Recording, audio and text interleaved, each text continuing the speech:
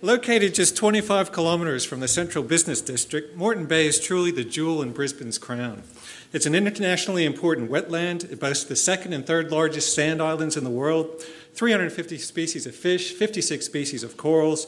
There's 183 different species of birds. It's truly a remarkable place. It sits at the geographic centre of East Australia's subtropical reefs. Most of us are more familiar with the northern reefs up here, but here's Moreton Bay, and there's a lot of reef development through the centre of the bay and in various other places. Now, we can look at the past history of Moreton Bay reef growth to ask two very simple questions. Number one, can Moreton Bay become a safe haven for Great Barrier Reef corals when coral bleaching intensifies? Are they going to migrate south and we can capture them here in Moreton Bay? And two, are the living Moreton Bay coral communities secure? To address these questions, we need to reconstruct the history of the ancient reef corals. So how does one go about dating a coral?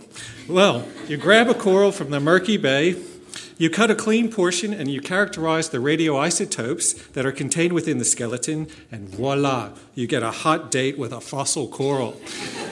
My graduate student, Matt Leibold, has spent a lot of time dating fossil corals.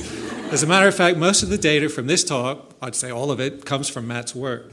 Here's a couple of corals that have been dated by Matt, 6,000 years old here, and then colonized by a coral 400 years later.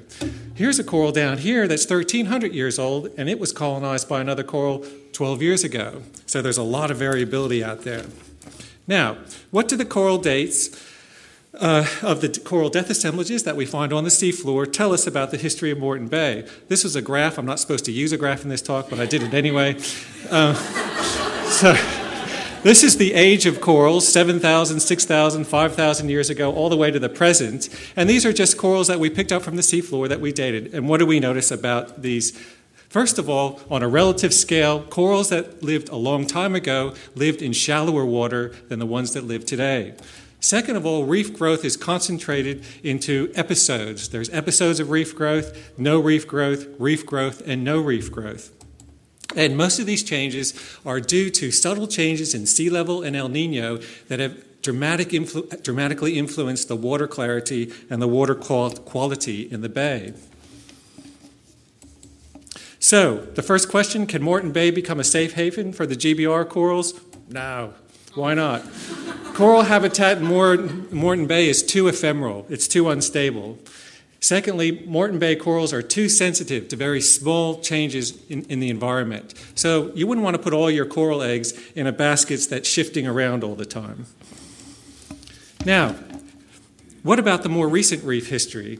These are the two major corals that have characterized reefs. Acropora, which is the branching coral, and more massive corals here. The branching corals are fast-growing. They accrete, they grow upwards. They colonize lots of spaces. They need very high, very good water quality. The favias and the massive corals, they don't care. They grow slow. If they're big or they're small, it doesn't matter. They don't really interested in getting into their neighbor's territory. They're kind of the couch potato of the coral world. So what we see through time is that the acropora corals, shown in yellow here, versus the massive corals thrown in green, the acropora corals dominated for the last 6,000 years of time, and it wasn't until 400 years ago that it wasn't until a couple of hundred years ago that the slow-growing massive corals started to dominate the bay, and that's what dominates the bay today. So we've had this incredible shift from really pristine kind of branching coral-dominated reefs with high water quality to these more murky coral reefs that we have today. So, are the living Moreton Bay coral communities secure? Well, not really. But there's some things that we can do. Recent changes in the coral species occurrences are associated with European settlement, but if we increase the water quality, if we find ways of making the water clearer, we think because they're so sensitive to environmental change, if we tweak that environment, we think we can bring them back. So, thank you all, and we love Moreton Bay, and let's preserve it.